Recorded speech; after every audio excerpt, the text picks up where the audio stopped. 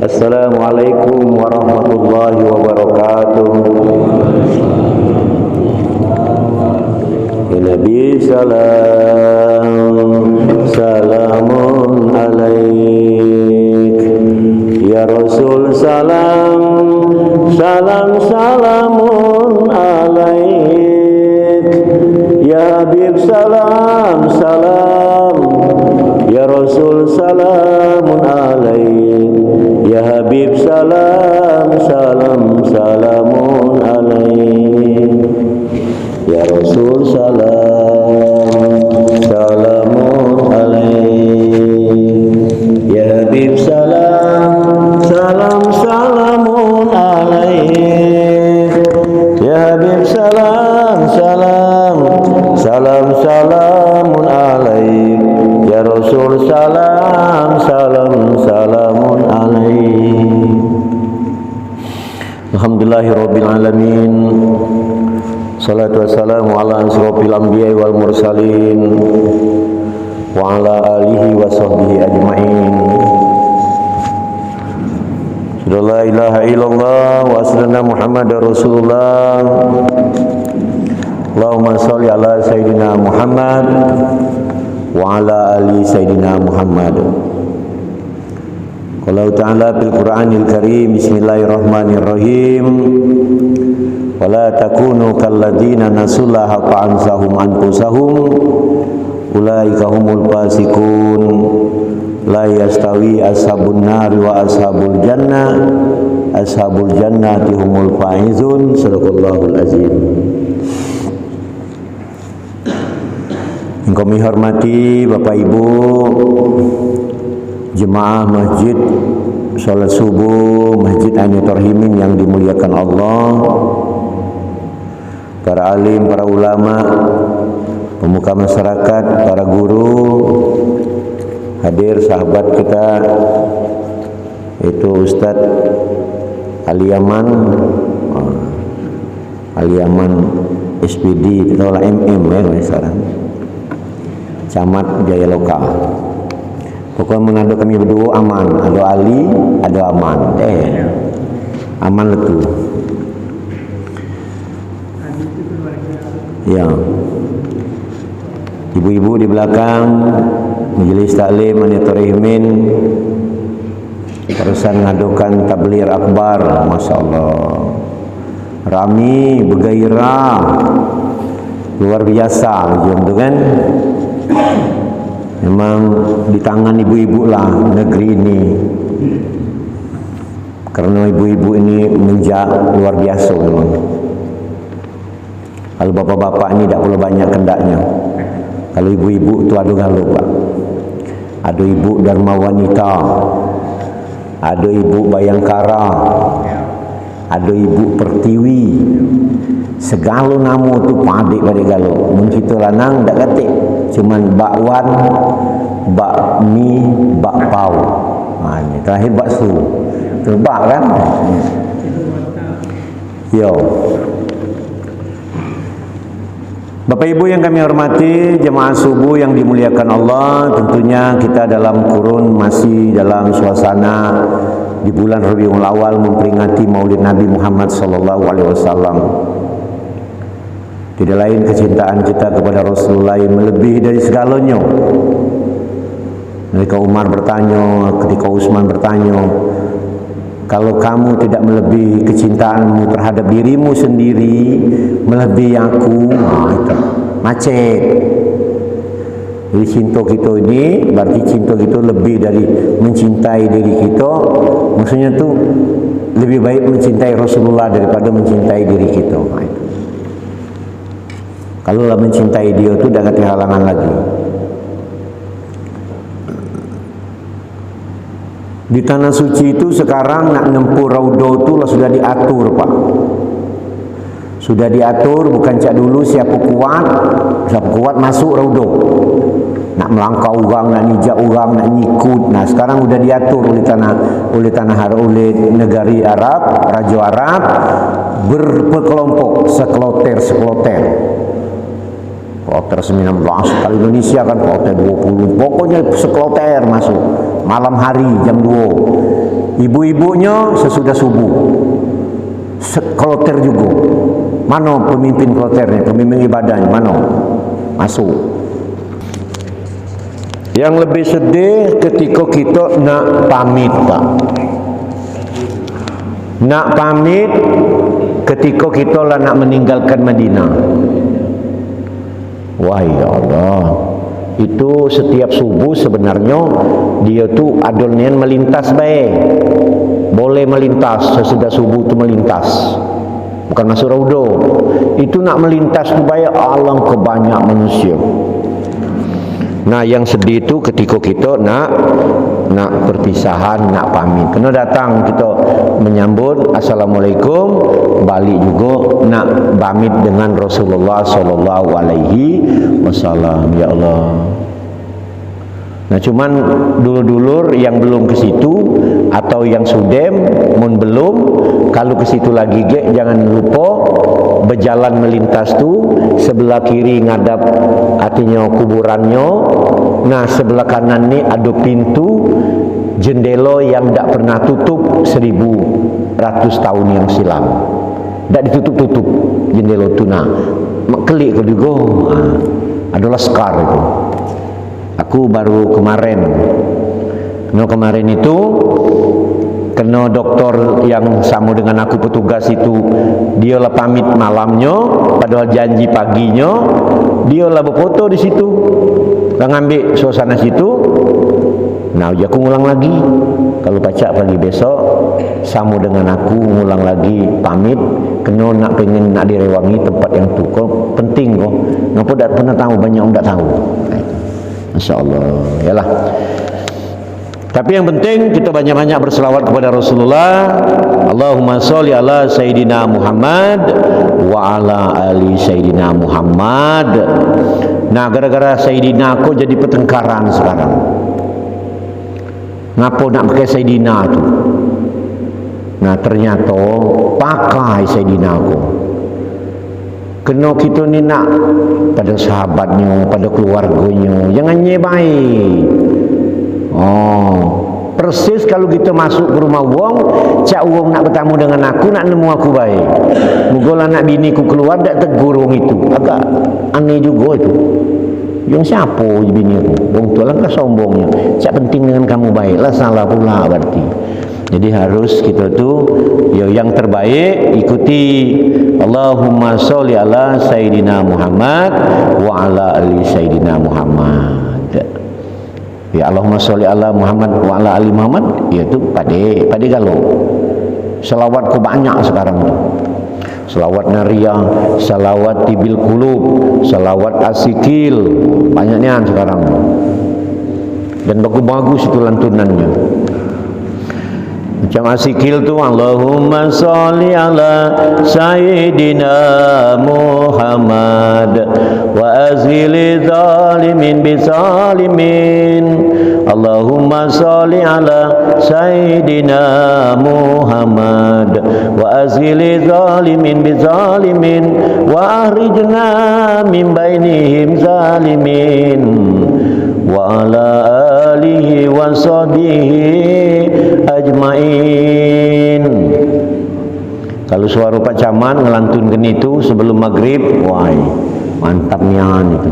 Itu selawat ketika ulama lah tak tahan lagi nengok para penjajah-penjajah yang bercokol di negeri Indonesia ini. Maka para ulama mensairkan, melantunkan selawat ini untuk mengusir para penjajah yang ada di negeri ini. Hengkang nih Pak, berlari atas kekuatan itu, melalui kekuatan bertawasul kepada Rasulullah sallallahu alaihi wasallam. Baik Bapak Ibu, tentunya hanya Allah lah yang menghadirkan kita datang ke masjid ini, kekuatan dan kesehatan. Ya alhamdulillah bersyukur. Kemudian salawat dan salam diaturkan kepada junjungan kita Nabi besar Muhammad sallallahu alaihi wasallam. Terus kita lanjutkan pagi ini, tentu berkisar bahasan di hadis kursi, yaitu tentang bermurah hati dan berakhlak baik. Jadi bermurah hati dan berakhlak baik. Penting akhlak ini. Banyak uang ilmu, banyak. Sekarang ilmunya banyak tapi akhlaknya nauzubillah subhanallah ini saling. Akhlak ni macam-macam Pak. Akhlak di rumah, akhlak di jalan, akhlak di masjid. Oh, masjid. Ngapa masjid ni kita datang ke sini? Artinya kita solat 2 rakaat untuk menghargai masjid. Tahiyatul masjid itu menghargai masjid. Persis sama masjid dengan ibu, hampir sama. Ya, rasa rahmat ni apanya tu, rasa ini apa takutnya katanya, menghormatinya itu. Kalau masjid ni tempat kita umpama tidak dihargai dengan apa-apa umpama kan, nah itu banyak. Kalau nak nyabarkannya banyak kan. Maka orang berhati-hati ketika makan-makan di masjid. Takutnya ambal kalau terpasang ilu, terkiraplah gulai apa segala macam. Makanya digulung ambalnya, mudah bersihnya. Mula ambal kena apa kan? Tadi kan takutnya ini. Itu lebih kurang seperti itu. Adab-adab ke masjid, pakaian. Kita ni takutnya nunjukkan kita ni nak ke masjid. Takut menunjukkan ke masjid, kadang-kadang pakai sepan lepis, kaos singkat, ketat pula, akhirnya kepia dimasuk di kantong. Malu kan? Ya tak apa-apa lah, siar dakwah. Nah, kemudian kepia lagi dipakai. Ya boleh asal menutup aurat, tapi kakinya tak menutup aurat. Ketika sujud, Ustaz tak tahu nian, ya mana tak tahu sok nyengok depan kita. Ketika sujud kena sok kaos ketat singkat tadi, kejengokan lah belakangnya. Yang lebih dahsyat lagi, kita duduk di belakangnya, ketika dia duduk, sepannya meleler ke bawah. Nah, puji kita. Nak dia omong cak mano, kita singgung. Nak dia omong heko cak mano, mendulur ya kita omong menung lain ragu gitu. Nah, ini maksudku. Ini perlu nian memang dikeruankan. Yang lebih ini lagi petugas. Bilal umamu kan, Bilal khotib. Oh, pakaiannya ketat, sepannya ketat, ngadap tubuhnya ke depan. Megang tungkat pula. Apa ada lah ya aku ni tukang khutbah sering kalau nyengok itu. Pernah di mana tu aku tunjuk sampai bukan ilustrasi ni kamu mangkeli tapi di dusun langsung salah aku tunjuk dengan dia. Maksud aku dia tahu alangkah pakam bacaan kawilu je aku pakam bacaannya tapi pakaiannya kurang sempurna. Aku tunjuk salah dia bagi isu besar. Ya. Nah artinya cak itu. Tambah lagi khotibnya bersepaan mau ketat, nah gelomatnya itu alasan mendadak orang lain mendadak. Intinya mah itulah lebih kurang. Lebih baik jadi cak kiai daripada dak cak gitu. Bagus-bagus. Bermurah hati dan berakhlak baik. Allah berfirman dalam hadits qudsi, bismillahirrahmanirrahim. Haza dinul tardaituhu li nafsi walan yudlihahu illa saqahu wa husnul khaliqu fa akrimuhu bihi ma sahibatumuhu. Apa di sini dikatakan ini adalah agama yang telah kuridhoi untuk diriku sendiri. Ini Allah ngomong, dan tidak dapat dimanifestasikan kecuali dalam perbuatan murah hati dan akhlak yang baik. Karena itu jadikanlah mulia dengan kedua sifat itu selama kalian menganutnya. Jadi selama kita menganutkan agama ini, yo itulah turuti. Agama ini adalah agama yang diridhoi dan kemudian yo ikuti di dalamnya akhlak yang baik, cara memano caranya. Itu riwayat Sumawai Ibnu Adi, Ukaili, Farasi, Qatif, Ibnu Asakir dan Rafi'i dari Anas radhiyallahu anhu. Kemudian Allah Subhanahu wa taala telah memilih agama Islam untuk dirinya sebagai agama yang diridhoinya. Saya ulangi, Allah Subhanahu wa taala telah memilih agama Islam untuk dirinya sebagai agama yang diridhoinya, dan kemudian karena itu tidak akan menerima dari hambanya selain dari agama Islam itu, sesuai dengan ayat Al-Quran sebagai berikut. Nah, ini dalam kajian kita, dalam kajian agama ya, agama Islam. Jadi umpama kalau berbicara dengan acara toleransi lain, beda lain ya. Ini kajian kita ini. Wa mam yabtaghi ghairal islami dina falan yuqbala minhu wa huwa fil akhirati minal khasirin. Ini di surah Al-Imran ayat 85. Barang siapa yang berusaha untuk memeluk agama selain agama Islam, daripadanya tidaklah akan diterima agamanya, dan di akhirat dia termasuk orang-orang yang rugi. Kalau memilih kan, kalau dia memilih ke kita, ya ke Islam, inilah kenyataan menurut ajaran yang disampaikan oleh Allah dalam agama rangkaian Islam ini. Manifestasi orang-orang yang menganut agama Islam akan tampak dalam kehidupan bermurah hati dan berakhlak baik, dan penganutnya diharapkan menjaga dan memelihara kedua sikap hidup itu dan meningkatkan selama hayat di kandung badan. Jadi berbudi pekerti yang baik, berakhlak yang bagus, apalah yang tu tadi. Apalagi dulu almarhum Gus Dur juga ngomong, menak nyari wong pintar di negeri ini belamburan, mencari orang yang jujur yang baik ini, kata Gus Dur, yang sulit. Nah, maka kita ini berusaha orang yang terbaik di antara orang jahat jadilah. Namun jadi baik di antara orang baik lah lebih dari segalanya. Kita baik dari wong yang jelek jadilah. Nah, ini berartinya kita berusaha untuk jadi baik. Ali bin Husain berkata, orang yang mengeluarkan hartanya karena diminta tidak termasuk orang bermurah hati. Nah, ingat. Jadi kalau uang yang mengeluarkan hartanya kena didatangi, mohon maaf, lah ditagi baru ngenjuk, nah itu namanya bukan bermurah hati namanya. Ya kena ditagi tadi kan? Ya. Yang disebut bermurah hati ialah yang menunaikan hak-hak Allah atas kemauan niat sendiri dan taat kepada Allah tanpa tekanan ataupun harapan untuk ucapan terima kasih. Jadi memang luar biasa. Jadi didului dengan kata-kata bahwa kalau wong diminta itu belum dikatakan kategori bermurah hati. Nak dipinta baru nak ngenju. Tapi yang lebih parah lagi, telah dipinta tidak ngenju-ngenju. Nah, na'udzubillah summa na'udzubillah min dzalik.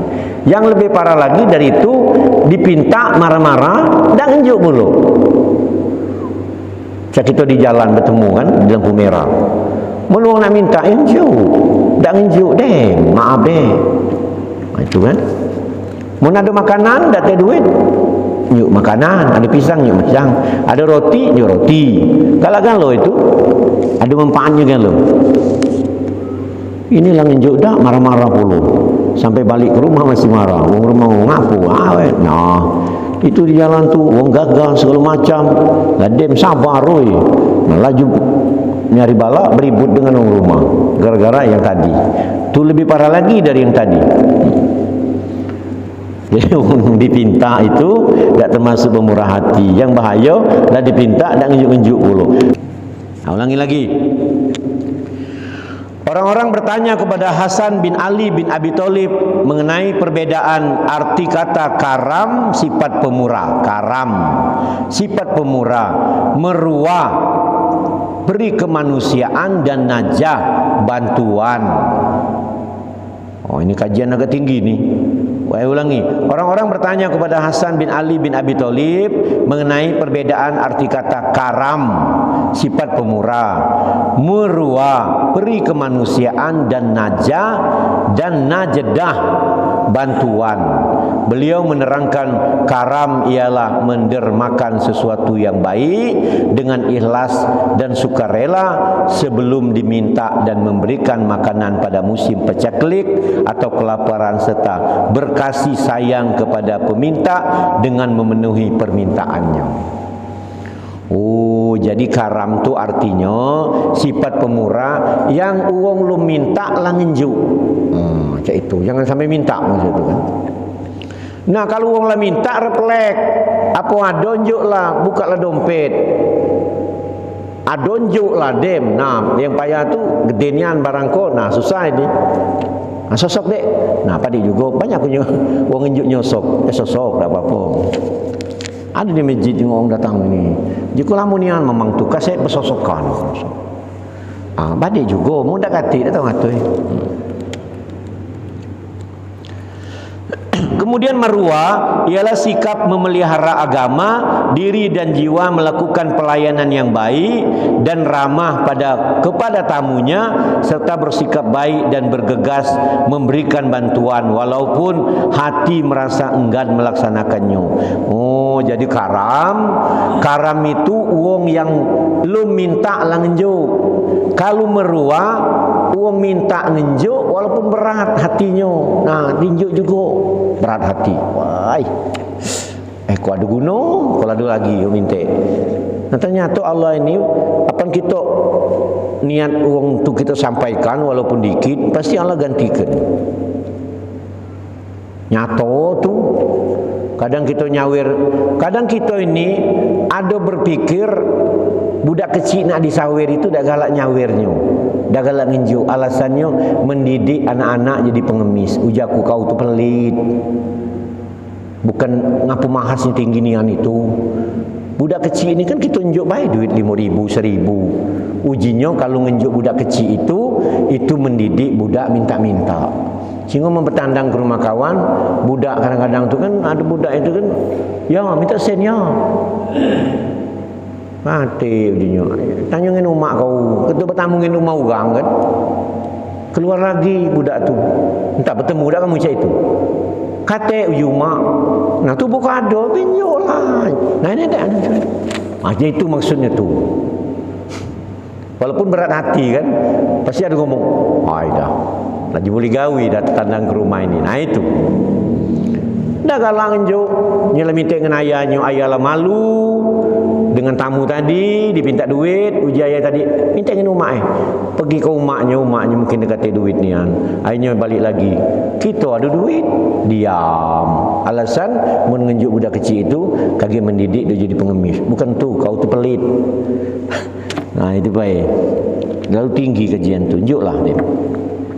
Maka marwah ialah sikap memelihara agama, diri dan jiwa, melakukan pelayanan yang baik dan ramah kepada tamunya, serta bersikap baik dan bergegas memberikan bantuan walaupun hati merasa enggan melaksanakannya. Nah itu kalau dong datang. Ya, di dalam hadis banyak mengatakan tamu yang datang tu bagus-bagus, kerana tamu datang itu membawa kebaikan, pas dia balik membawa kejelekan yang ada dalam di rumah kita. Kemudian adapun najdah yang tadi dibahas ialah membela tetangga dan tabah bersabar pada tempatnya. Membela tetangga dan tabah bersabar pada tempatnya. Itu tadi banyak membela tetangga ni kan. Ya, dalam urusan sosial umpama kan, saling bantu membantu. Ada lagi dalam kajian Buya Hamka, uji Buya Hamka boleh berbohong itu kalau bohong itu untuk keselamatan orang lain. Tapi menidak tak boleh. Yang nama berbohong kita berbohong. Di mana berbohong? Tapi kita bergerak dikit. Ketika ada orang berlari nak ngejar kan, orang bawa kayu nak ngebuk orang sini kan, kita sedang tegak, kita jengok orang ni lewat sini, masuk situ, ada orang datang, Pak, jengok tak ada orang lewat tadi. Kita bergeser dikit mang. Itu ngakalinya tu. Bergeser dikit ngomong, pokoknya aku sejak berdiri sini tak bertemu aku orang tadi. Berdiri yang keduanya, yang tadi bertemu jengok. Itu nyelamatkan orang lain. Mungkin kita ngomong, ada dapat orang sini lewat, itu namanya, Masya Allah orang bawa kayu, boleh dosa baik. Pas dia kena gebuk, kita nak mana ni? Ini. Seorang alim besar dari kalangan tabi'in bertanya kepada Hasan Basri tentang sakha, sifat pemurah, hazm, bijaksana dan israf, boros. Yang lain lagi ni.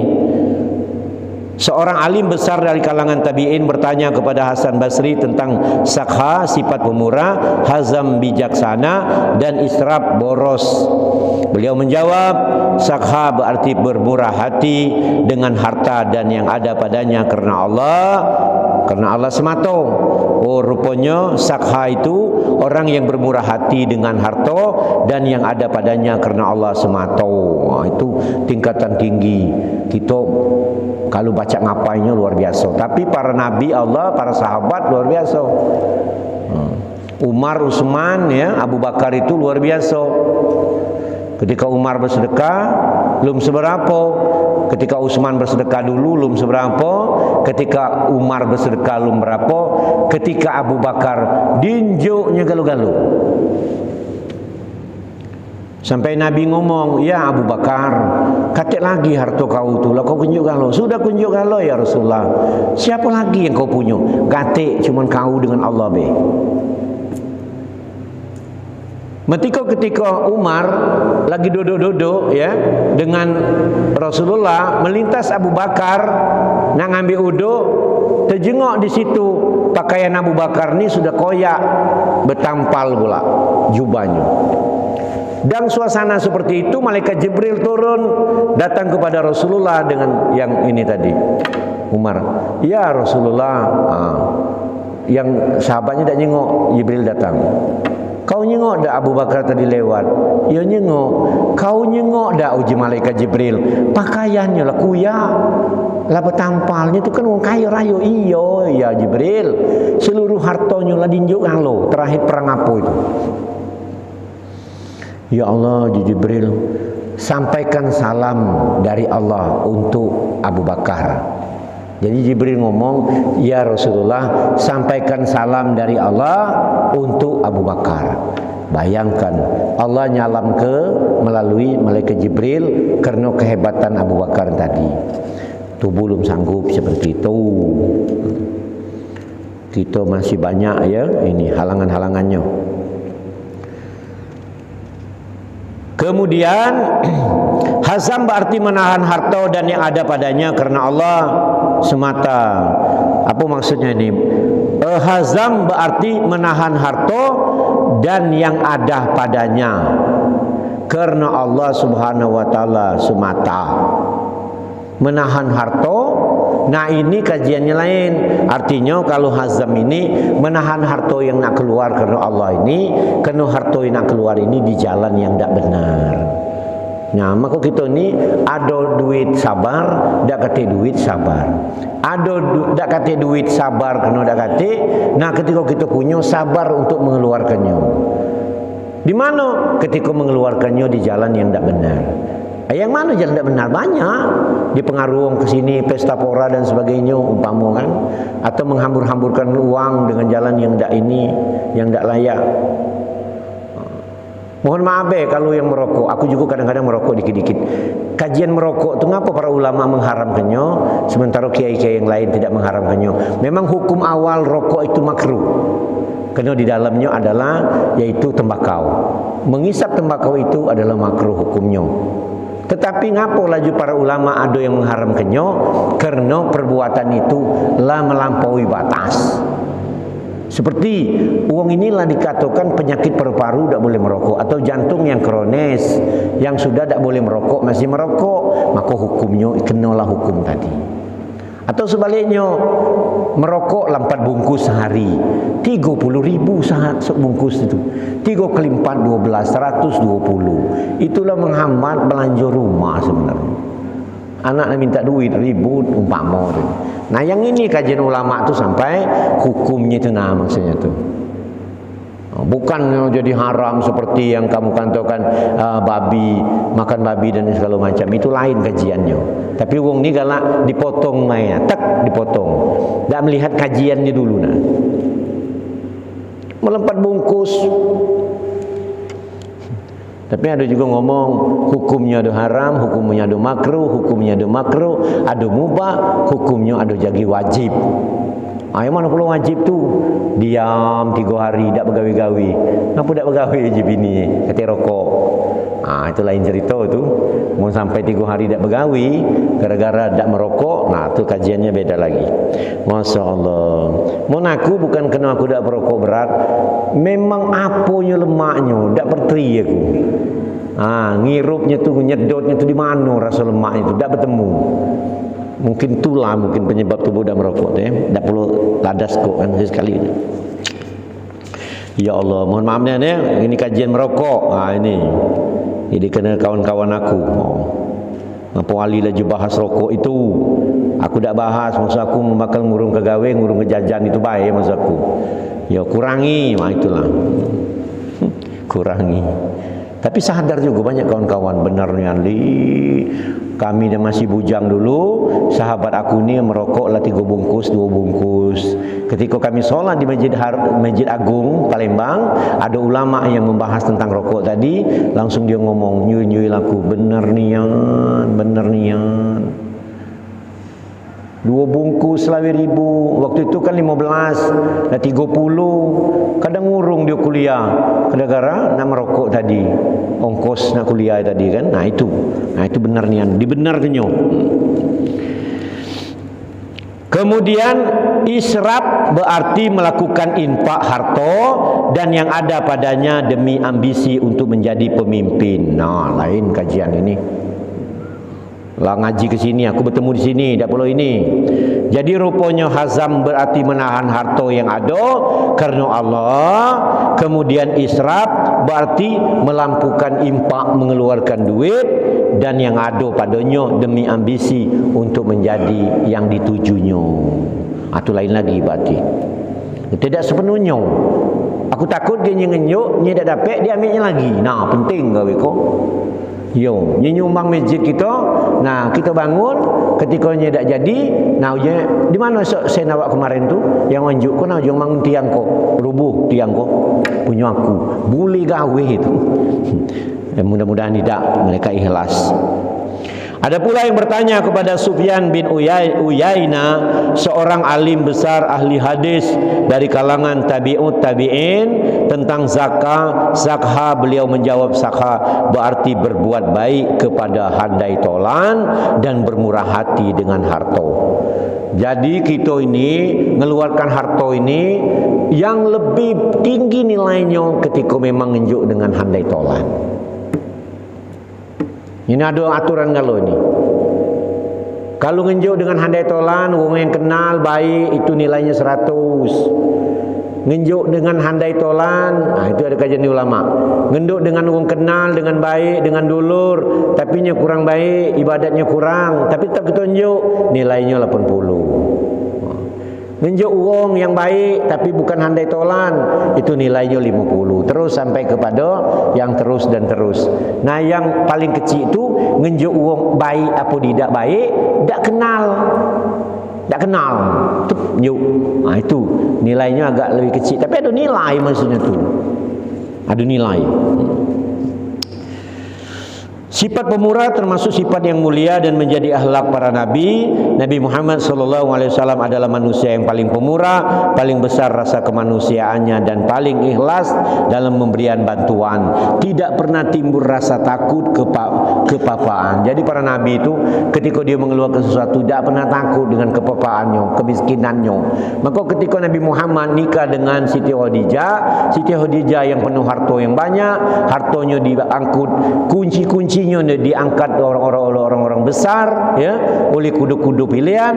Alangkah gedenya, arti kunci ku gede, berat, mungkin pintunya juga gede kan, luas kan, saking kehebatnya Siti Khadijah. Ketika nikah dengan Rasulullah, uji Rasulullah, ya Khadijah, maukah kamu seluruh harta ini dinjuk kepada orang yang membutuhkan? Dinjuk kalau Pak, tak takut rasa miskin. Dinjuk kalau. Tapi sebagai manusia, Siti Khadijah pernah di dalam sebuah kisah Nabawiyah itu, Khadijah lagi berjawat numbuk gandum ketika Rasulullah pergi berdakwah atau berperang. Siti Khadijah lagi numbuk gandum, centum. Kata Siti Khadijah, oh ya Allah, aku dulu ni sedagar, aku ni orang kayu, sekarang aku berjawat numbuk gandum, ya Allah. dijenguk oleh Rasulullah, dihijabkan Rasulullah. Kemudian ketika Rasulullah balik, langsung nemu Siti Khadijah, ngajak solat berjamaah. Sudah solat, Siti Khadijah diajaknya pergi ke laut padang pasir. Langsung kata Rasulullah, ya Khadijah, tutup matamu. Untuk apa ya Rasulullah? Kaki kapan ku suruh buka-buka. Ketika dibuka, dijengukkan seluruh harta yang selama ini diberikan kepada orang lain muncul kalau-kalau. Teko jarum. Nah, uji Nabi macam mana, nak diambil lagi tak? Nak diambil lagi tak ujinya? Uji Siti Khadijah dia biarlah. Pasal kita tu cuma aku nak tahu baik ketik masih ada harta ko untuk nanti dibalas di akhirat. Mun Khadijah zaman sekarang mun dimuncul ke itu, ambil lagi dilah tak sanggup saro ko. Itu. Pemberiannya tidak henti-hentinya bagai angin berhembus, tidak mengharap balas jasa. Beliau pernah bersabda yang artinya orang pemurah itu dekat kepada Allah, dekat kepada manusia, dekat kepada surga, jauh dari api neraka. Sedang orang kikir jauh dari Allah, jauh dari manusia, jauh dari surga, dan dekat kepada api neraka. Ini hadis ya yang disampaikan oleh Rasulullah. Maka Rasulullah pernah bersabda yang artinya orang pemurah itu dekat kepada Allah, saya ulangi, dekat kepada manusia, dekat kepada surga, jauh dari api neraka. Sedang orang kikir jauh dari Allah, jauh dari manusia, jauh dari surga, dekat kepada api neraka. Mengenai akhlak yang baik, husnul khuluq, Rasulullah bersabda, innama bu'istu liutamimma makarimah akhlak. Aku diutus terutama untuk menyempurnakan budi pekerti yang akhlak yang baik. Aksarmu yadhilun nas sajannatil taqwa wa husnul khuluq. Yang paling banyak dimasukkan ke dalam surga ialah orang-orang yang takwa dan berakhlak baik. Jadi yang paling banyak masuk surga itu uang bertakwa jelas, kemudian uang yang berakhlak baik. Maka dari awal tadi aku ngomong, uang banyak berilmu, entah ilmu agama ilmu apa, tapi akhlaknya tidak banyak, itu banyak akhlak. Akhlak tu banyak lah. Salah satunya, ada kala kita ngomong, uang tidak jikir, tidak berjalan. Jikir tidak berjalan tu bercakapnya sekendak-kendak baik, menyakiti hati orang lain. Kapan dia bercakap nyakiti, muka masam, apa nak diambil? Mugolah dia ilmu banyak, kekayaannya banyak. Ada orang ngomong, dia tu jahat baik mulutnya, hatinya baik. Tak tahu aku. Belum tahu, belum nyengok hatinya. Hati di dalam. Kita lah sudah memanu. Nauzubillah, mana aku tak berani berkawan dengan orang Pak Camat, berkawan dengan orang kasar-kasar tu. Aku tak sanggup aku. Satu, kita lupa daratan pulau kan, hilap ujung tu kan. Kedua, memang takut gitu. Aku dari kecil memang tak berani Pak berkawan dengan orang yang ini. Maka aku di banyak orang rumahan. Mungkin dulu dia ni, ya Allah je, berkawan situ ngan mak apa, ngalang ngeluar pisau je aku. Yang mana nak itu cukup deh. Jangan nak, jangan parah-parah. Galak pencarut, galak memaki, gitu kecil dulu Ada yang kawan-kawan cak itu galak main-main pisau. Takutlah gitu. Itulah intinya cak itu. Tambahlah tua ini, laju kita binsal. Jadi kita nang ini kita nulu. Nauzubillah summa nauzubillah min salik. Kemudian yang paling banyak dimasukkan ke dalam surga ialah orang-orang yang takwa dan berakhlak baik. Akmalul mu'minin imanan ahsanuhum khuluqan. Yang paling sempurna keimanan seorang mukmin ialah yang paling baik akhlaknya. Jadi walaupun wong ni sama mukmin ya, tapi dijengok dulu yang paling baik di antaranya keimanannya sempurna, orang yang akhlaknya yang bagus. Innal abdal lailulka bihusnil khaliqi darajatul shaimin qaimin. Dengan akhlak yang baik, seorang hamba Allah pasti akan mencapai derajat orang yang saum diikuti solat malam. Dengan akhlak yang baik itulah orang ini sering puasa, sering kemudian sholat malam. Apakah yang dimaksud dengan husnul khuluq itu? Hasan Basri seorang ulama menjawab, menyatakan bahwa husnul khuluq berarti sifat pemurah, suka pemberi dan sanggup menanggung segala resiko. Jadi kalau husnul khotimah lain lagi, su'ul khotimah lain lagi. Itu kajian berarti orang yang nak mati. Kita ni baru dengar juga. Kita kalau orang pemurah, baik, dermawan, cocok, nah kita gelar orang ini. Memang orang ini husnul khuluq namanya. Dapat ilmu. Kita baca ngomong ke ini ke ketua masjid, dia tu husnul khuluq, dia tu segala harta dinjuk galau, makanan dinjuk segala dinjuk. Itu bukan husnul khotimah. Dah, husnul khotimah tu orang mati. Kamu tu nyuruhnya laju tu suul khotimah. Jadi kajiannya dalam agama ini, saya ulangi, apa yang dimaksud dengan husnul khuluq? Hasan Basri menyatakan bahwa husnul khuluq itu berarti sifat pemurah, suka pemberi dan sanggup menanggung segala resiko. Sa'abi seorang alim tabi'i besar dan ahli hadis dan wara yang terkenal mengatakan bahwa husnul khuluq berarti suka memberi serta ramah tamah. Ya dogalo. La lama, la tamah, la ramah, la tamah. La baik, la pemurah, ini juga kena galo. La pintar, la dogalo, belaga. Nah, dikatakan husnul khuluq. Yang payah ini kita udah kata galau-galau. Abdullah ibnu Mubarak seorang ahli hadis yang sangat takwa dan sangat disegani para masanya menyatakan bahwa husnul khuluq berarti manis muka pula, memberi yang baik dan menahan segala gangguan. Imam Ahmad bin Hanbal menyatakan bahwa husnul khuluq berarti tidak pernah marah ataupun pendendam. Dalam riwayat lain dikemukakan bahwa husnul khuluq berarti dapat menanggung resiko segala perilaku dan tindakan orang lain terhadapnya. Sebagai ahli ilmi menyatakan bahwa husnul khuluq berarti menahan marah karena Allah.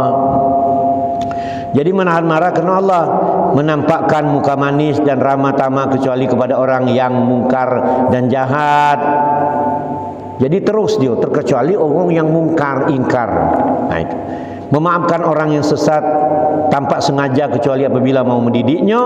Dan keempat, menegakkan batas-batas ketentuan Allah, menghindarkan gangguan terhadap kaum muslimin dan kaum kafir yang ada dalam pelindungan pemerintah Islam, kecuali usaha untuk merubah kemungkaran dan menyelamatkan orang yang teraniaya tanpa melebihi batas. Setiap muslim diharapkan dapat memanifestasikan husnul khuluq ini dan sakha, sehingga kita sekalian selalu berakhlak luhur dan menjadi syuhada nanti. Nah, jadi itu. Jadi kita ni wajib, ada kewajiban Bapak Ibu jemaah subuh yang dimuliakan Allah, menampakkan diri ini jadi orang baik. Berusaha terus jadi orang baik, jadi orang santun, jadi apa. Maka kalau sedang berdebat, uji para ahli hadis itu kan, ketika berdebat nak bertengkar, nak bermusuhan, pergi, tinggalkan tempat itu, kerana di dalam itu sudah ada setan. Agak pergi, nak ke mana? Kaki lumdem perdebatan dia misuk baik gitu.